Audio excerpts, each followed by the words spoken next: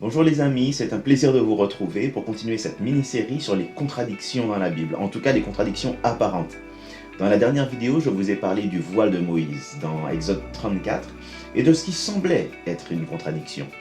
J'espère que vous vous en souvenez, sinon je vous mets le lien juste ici. Nous avions remarqué en tout cas qu'il n'y avait finalement aucune contradiction.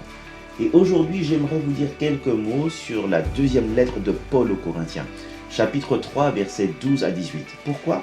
Eh bien parce que Paul revient sur cette expérience qu'a vécue Moïse. Et je voudrais vous en parler, mais juste après le générique.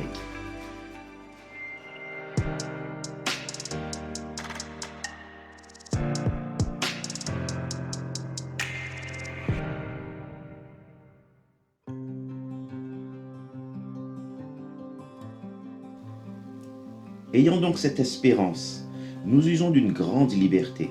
Et nous ne faisons pas comme Moïse, qui mettait un voile sur son visage, pour que les fils d'Israël ne fixassent pas les regards sur la fin de ce qui était passager. Mais ils sont devenus durs d'entendement, car jusqu'à ce jour le même voile demeure, quand ils font la lecture de l'Ancien Testament, et ils ne se lèvent pas, parce que c'est en Christ qu'il disparaît. Jusqu'à ce jour, quand on lit Moïse, un voile est jeté sur leur cœur. Mais lorsque les cœurs se convertissent au Seigneur, le voile est ôté. Or le Seigneur, c'est l'Esprit. Et là où est l'Esprit du Seigneur, là est la liberté. Nous tous qui le visage découvert contemplons, comme dans un miroir, la gloire du Seigneur, nous sommes transformés en la même image de gloire en gloire, comme par le Seigneur, l'Esprit. C'est un beau passage, n'est-ce pas? Alors que Paul est en train d'écrire aux Corinthiens, il fait ici, dans ce chapitre 3, une comparaison entre l'ancienne alliance et la nouvelle alliance. Ce qu'il cherche à montrer, c'est la supériorité de la nouvelle alliance. Mais attention, pour montrer cette supériorité, il ne va pas dénigrer l'ancienne alliance. Elle était glorieuse. Il ne faut pas oublier que c'était une alliance de Dieu avec son peuple. Mais en même temps, elle avait beau être glorieuse, la nouvelle alliance possède quelque chose de supérieur, de beaucoup plus glorieux encore. Et dans ce chapitre, le chapitre 3, on sait que Paul est en train de comparer les deux alliances parce qu'il y a des allusions qui sont suffisamment claires aux tables de la loi. Par exemple, au verset 2, chapitre 3, verset 2, je vous lis ça. « C'est vous qui êtes notre lettre, écrite dans nos cœurs, connue et lue de tous les hommes. Vous êtes manifestement une lettre de Christ, écrite par notre ministère, non avec de l'encre, mais avec l'Esprit du Dieu vivant. Non sur des tables de pierre, mais sur des tables de chair, sur les cœurs. Cette assurance-là, nous l'avons par Christ auprès de Dieu. » Voyez ici les tables de pierre dont il est question, ce sont les tables sur lesquelles il y avait les 10 commandements. C'est une allusion aux 10 commandements que Moïse a reçus de Dieu sur la montagne du Sinaï. C'était des tables de pierre. Et ces tables de pierre sont le symbole même de l'ancienne alliance.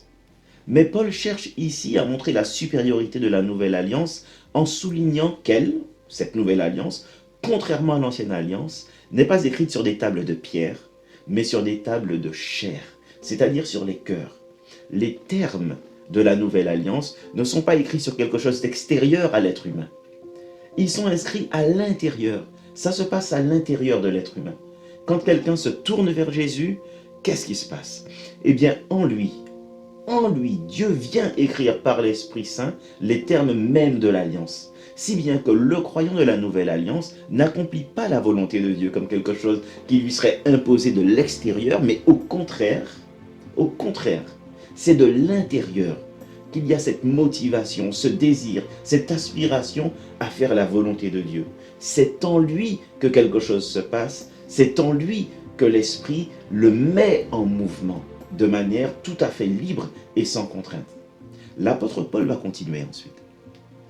Il va nous dire quelque chose d'assez fort, en particulier au verset 6. Alors il ne faut pas oublier, il continue de comparer deux alliances. Si on perd ça de vue, on risque de faire des interprétations complètement à côté. Donc l'apôtre Paul, il arrive au verset 6 et il dit quelque chose d'assez fort, je trouve. La lettre tue, mais l'esprit vivifie. Et c'est un verset qui est assez souvent mal compris. En tout cas, j'ai entendu toute espèce d'interprétation de ce verset. Mais lorsqu'il dit que la lettre tue, Paul n'est pas en train de dire, par exemple, que la parole écrite de Dieu tue. Ce n'est pas la parole que nous avons là qui pourrait tuer. Cette parole, elle est vie. Il n'y a pas de vie sans cette parole. La foi vient de ce qu'on entend, et ce qu'on entend vient de la parole de Dieu. Cette parole ici communique la vie. Non, la parole écrite de Dieu ne peut pas tuer, elle donnera toujours la vie. Alors, il n'est pas non plus, ici, Paul n'est pas non plus en train d'opposer une lecture littérale de la parole à une lecture qui serait spirituelle. Non, ce n'est pas ce qu'il est en train de faire. Il n'est pas en train de comparer ou d'opposer deux manières différentes d'aborder les Écritures. Paul est toujours en train de comparer les deux alliances. Et il compare surtout le principe qui communique la vie dans chacune de ces alliances. Dans l'ancienne alliance, c'est l'obéissance parfaite aux exigences de la loi qui est censée communiquer la vie. La loi, c'est la lettre dont Paul parle au verset 6. La loi en elle-même, elle est bonne. Paul le dira dans plusieurs de ses écrits, il le fera comprendre, il le dira explicitement parfois. La loi en elle-même est bonne. Elle permettait à l'être humain de prendre conscience de ses péchés. Mais le problème, c'est que, en formulant ses exigences, elle montrait le péché de l'être humain sans lui donner pour autant la capacité d'accomplir ce qu'elle exigeait. Donc l'être humain était incapable d'accomplir entièrement la loi et donc il était incapable de vivre par elle. Conclusion, elle condamnait l'humanité. La lettre tue. Et ça, c'est le triste constat que nous devons faire. Aucun être humain, nul ne peut vivre par la loi. Dans la Nouvelle Alliance, il en est tout autrement.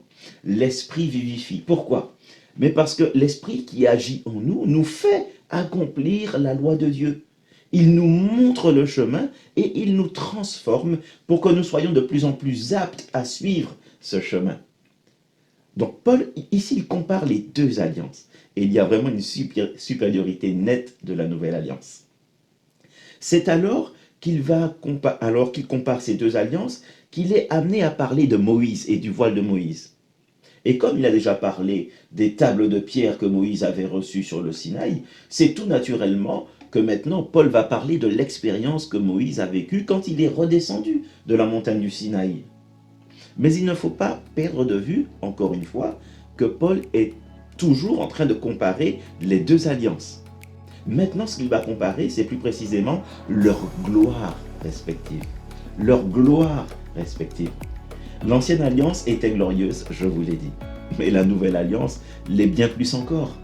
Quelle était la différence? Eh bien, on pourrait souligner plusieurs points, plusieurs différences. Mais ici, Paul met l'accent sur un élément en particulier. Il va souligner que la gloire de l'ancienne alliance n'était que passagère, elle était temporaire. Celle de la nouvelle alliance, par contre, est éternelle. Et du fait même que la gloire de cette nouvelle alliance est éternelle, Paul peut dire qu'il a de l'assurance. Il a de l'assurance. Verset 12. Ayant donc cette espérance, nous usons d'une grande liberté. Le mot liberté, c'est celui qui est traduit parfois par assurance. Il a de l'assurance, il a de la liberté. Pourquoi? Parce qu'au verset 11, il l'a dit, en effet, si ce qui était passager a été glorieux, ce qui est permanent est bien plus glorieux. En fait, Paul utilise l'exemple de Moïse parce qu'il a discerné, Paul a discerné que le rayonnement qu'il y avait, la gloire qui se manifestait sur le visage du médiateur de l'ancienne alliance, Moïse, c'était finalement un symbole saisissant mais juste du ministère même de Moïse. En fait, Paul prend soin de rappeler que le rayonnement sur le visage de Moïse n'était que temporaire, il n'était que passager. Quand Moïse était en présence de Dieu, il ôtait le voile. Il parlait librement à Dieu. Dans la présence de Dieu, c'était la liberté. Il parlait à Dieu face à face. Puis quand il sortait, il donnait les instructions de Dieu au peuple, et ensuite il remettait le voile sur son visage. Pour que, alors Paul nous dit, pour que les Israélites ne fixent pas les regards sur la fin du rayonnement, la fin de la gloire qui se manifestait sur le visage de Moïse. Mais de quelle fin s'agit-il? Parce que le mot que nous avons ici, c'est le mot télos. Mais il peut signifier soit la fin d'une chose, c'est-à-dire que c'est fini, c'est terminé, soit la réalité, c'est-à-dire la finalité, la fin dans le sens de la finalité, le but, la réalité vers laquelle ce qui se passait sur le visage de Moïse pointait. Et je dois vous dire que Paul est probablement en train de jouer sur les deux sens. C'est-à-dire que l'achèvement de la gloire qui se manifestait sur le visage de Moïse montrait qu'il devait y avoir autre chose, quelque chose d'autre, quelque chose de permanent, quelque chose de plus grand, quelque chose qui ne passe pas. Mais pourquoi les Israélites ne devaient pas voir la réalité vers laquelle la fin du rayonnement pointait? Ce n'est pas tant qu'ils ne devaient pas, mais plutôt que de toutes les façons, ils n'auraient pas été en mesure de comprendre à ce moment-là. Dieu parle à l'humanité, mais il ne peut pas tout dire d'un seul coup. C'est impossible. Des fois, nous voudrions tout savoir du conseil de Dieu. Nous voudrions tout savoir de sa sagesse. Mais pour nous, c'est impossible. Ce n'est pas possible pour nous de tout concevoir en une fois. Parfois, d'ailleurs, il nous suffit d'être confronté à une équation mathématique pour voir très rapidement nos limites. Alors, imaginez la pensée de Dieu. Qui peut saisir la pensée de Dieu si ce n'est l'Esprit de Dieu? Le peuple n'aurait pas pu saisir les choses. Et puis, Dieu, dans sa pédagogie, pour que nous puissions comprendre là où il veut mener l'humanité, il a choisi souverainement que la révélation soit progressive. C'est-à-dire que Dieu révèle les choses étape par étape pour que l'humanité découvre, réfléchisse, assimile, avance. Découvre à nouveau plus en profondeur, réfléchisse, assimile, avance, ainsi de suite. Et c'est ainsi qu'à un moment donné, nous arrivons à Jésus-Christ. Nous partons des ombres pour parvenir à la pleine lumière.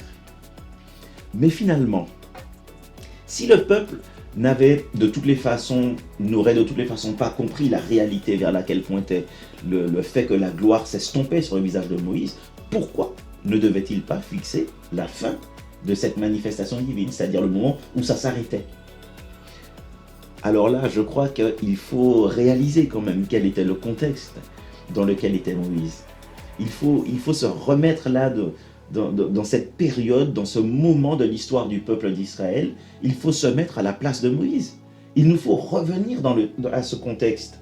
Il faut savoir que les Israélites, et là je dis les Israélites parce que c'était le peuple choisi par Dieu, mais nous n'aurions pas fait mieux, ni vous, ni moi. C'est une triste réalité, mais c'est la réalité.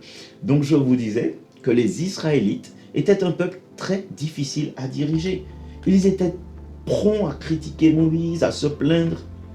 Et l'expérience qu'a vécue Moïse, il ne faudrait pas l'oublier, elle se produit pour la première fois peu après l'épisode du veau d'or. Pendant que Moïse recevait les tables de la loi écrites du doigt de Dieu sur le mont Sinaï, en bas, le peuple qui était resté en bas, lui, trouvant que Moïse prenait trop de temps, avait décidé de se faire son propre Dieu. Et il s'était fait un veau d'or. Il s'était fait son Dieu à l'image des idoles d'Égypte, les Égyptiens qui pourtant les avaient réduits à l'esclavage. Mais Dieu n'est pas un veau, et il n'y a rien que l'on puisse faire pour représenter Dieu. Le seul moyen de voir Dieu, c'est de voir Jésus. Celui qui voit Jésus, voit Dieu. Dieu le Fils unique, Jésus, c'est lui qui nous le fait connaître. Alors, il faut comprendre donc que Moïse devait diriger ce peuple. Mais imaginez un peu, quand le peuple voyait le rayonnement sur le visage de Moïse, qu'est-ce qu'il pouvait se dire? Il pouvait prendre conscience que Dieu était aux côtés de Moïse d'une façon tout à fait particulière. Le peuple était alors dans la crainte, dans le respect. Mais si le peuple avait fixé le regard au moment où cette gloire disparaissait, que se serait-il dit? Il se serait très certainement dit que Moïse était à nouveau comme n'importe qui, comme n'importe lequel d'entre eux. Donc finalement, mettre le voile et ne pas permettre qu'il voie la fin de cette gloire, ça pouvait être pour le bien du peuple une manière de le garder dans une saine crainte. Cette crainte, elle est nécessaire pour la marche dans la foi. En réalité, il n'y a pas de marche dans la foi sans crainte de Dieu et sans respect donc de la manière dont Dieu a choisi de diriger son peuple. Alors l'apôtre Paul, il met en contraste maintenant son assurance en tant que serviteur de la nouvelle alliance dont la gloire est permanente et le manque d'assurance de Moïse. Mais il ne faudrait pas se tromper. Quand je parle de manque d'assurance là, je ne suis pas en train de dire que Moïse avait un manque d'assurance dans sa relation avec Dieu. Alors là, certainement pas. Moïse parlait à Dieu face à face. Il avait une relation avec Dieu que nous ne pourrions probablement pas nous imaginer. Nous ne pourrions probablement pas imaginer comment les choses se passaient. C'était du face à face.